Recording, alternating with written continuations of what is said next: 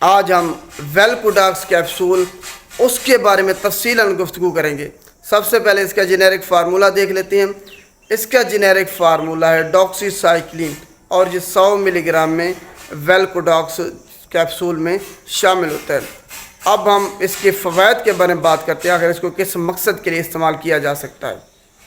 یہ ایک Broad spectrum anti biotic ہے۔ یہ ہر قسم کے انفیکشن کے لیے، ہر قسم کے بیکٹیریا کے خلاف استعمال کی جا سکتی ہے، جن میں سے اگر آپ کو اینتھراکس ہے یا پھر ٹریولرز ڈائریا ہے، اگر آپ سفر کر رہے ہیں، سفر کے دوران آپ کو ڈائریا لگ جاتا ہے، تو فرسٹ چوائس آف ڈرگ یہی ڈاکسی سائکلین ہوتی ہے۔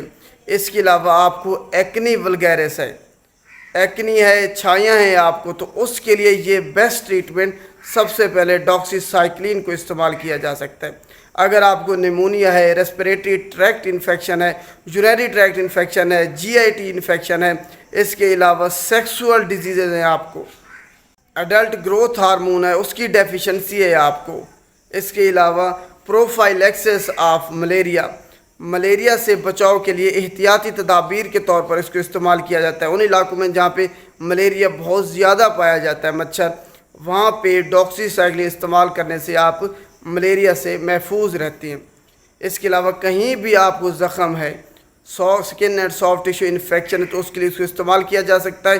آپتھالمک انفیکشن ہے آپ کو، تو ہر بیماری کے علاج کے لیے یہ ڈاکسی سائکلین استعمال ہوتی ہے، تو یہ آپ نے اس کو ذہن میں رکھنا ہے۔ اب دیکھتے ہیں کہ کون لوگ اس کو استعمال نہیں کر سکتے۔ بچے جن کی عمر 8 سال سے کم ہے وہ اس کو استعمال نہیں کر سکتے۔ حاملہ خواتین اس کو ہرگز استعمال نہیں کر سکتی کسی بھی صورت میں۔ یہ آپ کے بچے میں ڈیفیکٹ پیدا کر دے گا اگر آپ اس کو حمل کے دوران استعمال کریں گی تو۔ اس کے علاوہ دودھ پلانے والی مائیں اس کو استعمال نہیں کر سکتی۔ دودھ میں اس کی مقدار جاتی ہے، جس کی وجہ سے بچے کو اس کے جو مضر سے اثرات ہیں وہ بچے میں ہو سکتے ہیں۔ تو حاملہ خواتین دودھ پلانے والی مائیں اس کو استعمال نہیں کر سکتی۔ وہ لوگ جن کو الرجی یا ہائپر سینسٹیوٹی ہے وہ بھی اس کو استعمال نہیں کر سکتے۔ اب ہم دیکھتے ہیں کہ کن ادویات کے ساتھ اس کو استعمال نہیں کرنا۔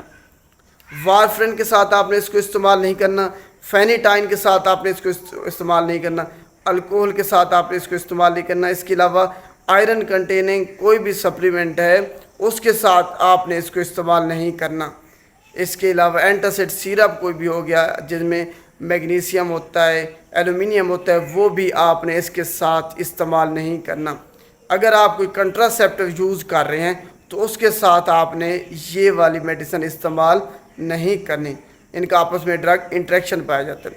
اب دیکھتے ہیں کہ ڈوز کیا ہے اور کیسے استعمال کرنا ہے آپ نے، یہ سب سے اہم ہے۔ یہ اینٹی بائیوٹک اگر آپ نے اس کا دورانیہ پورا نہ کیا، ایک دن بھی کم کر دیا اس کی جو کھانے کا دورانیہ استعمال کرنے کا، تب آپ کو کوئی فائدہ نہیں ہونا، پوری آپ کی ٹریٹمنٹ ان ایفیکٹو ہو جانی۔ تو اگر 3 مہینے کا کورس ہے تو آپ نے 3 مہینے پورے کرنے ہیں، یہ ذہن میں رکھ لینا ہے۔ اور اس کی مقدار آپ نے جو سب سے پہلے شروع کرنی ہے وہ 200 ملی گرام سے شروع کرنی ہے۔ بے شک آپ 12 گھنٹوں میں ایک استعمال کریں، ٹیبلٹ یا کیپسول، یا پھر دونوں اکٹھے استعمال کریں، 2 ٹیبلٹ اکٹھے یا 2 کیپسول اکٹھے۔ تو یہ اس کا دورانیہ ہے کہ پہلے دن آپ نے 200 ملی گرام استعمال کرنی ہے، اگلے دن پھر آپ نے جو مینٹیننس ڈوز ہے اس کی وہ 100 ملی گرام کر دینی ہے۔ اور آپ نے اس کو پانی، دودھ یا پھر کھانے کے بعد استعمال کر سکتے ہیں، خالی پیٹ استعمال کر سکتے ہیں۔ اگر خالی پیٹ آپ میں یہ جی آئی ٹی مسائل پیدا کرتی ہے، معدے کے اریٹیشن ہوتی ہے آپ کو، تب آپ کھانے کے بعد بھی اس کو استعمال کر سکتے ہیں۔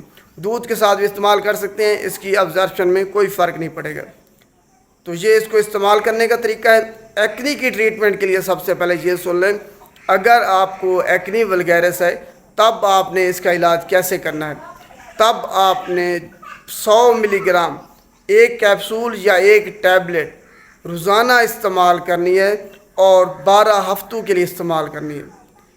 12 ہفتے اگر آپ استعمال کریں گے تب آپ کی جو ایکنی ہے وہ ختم ہوگی۔ یہ نہیں ہے کہ آپ 7 دن ہفتہ استعمال کر لیں، 10 دن اور آپ کی ایکنی ختم ہو جائے گی، ایسا ہرگز نہیں ہے۔ یہ بیکٹیریوسٹیٹک ہے، اس جراثیم کو، بیکٹیریا کو جا کے یہ روک دیتی ہے اس کی گروتھ، मारती हरगिज़ नहीं है। तो अगर आपने इसको दौरानिया पूरा ना किया तब वो दोबारा से उनकी ग्रोथ स्टार्ट हो जाएगी और आपकी ट्रीटमेंट का कोई फ़ायदा नहीं होना। अब आखिर में हम इसके एडवर्स ड्रग रिएक्शन मुज़र सेहत असरात क्या हो सकती हैं वो देख लेते हैं। आपको इससे फ़ोटो सेंसिटिविटी हो सकती है, इसके अलावा रैशेज़ हो सकते हैं, एनाफिलेक्टिक शॉक हो सकता है, आपका जो लीवर फेल हो सकता है इसको इस्तेमाल करने के बाद। हेपेटोटॉक्सिसिटी तो लाजमी होती है, जिगर आपका लाजमी इसको इस्तेमाल करने के बाद ख़राब होगा, ये आपने जहन में रख लेना है। इसके अलावा आपके पेट में दर्द हो सकता है, डायरिया हो सकता है, आपको अल्सर हो सकता है।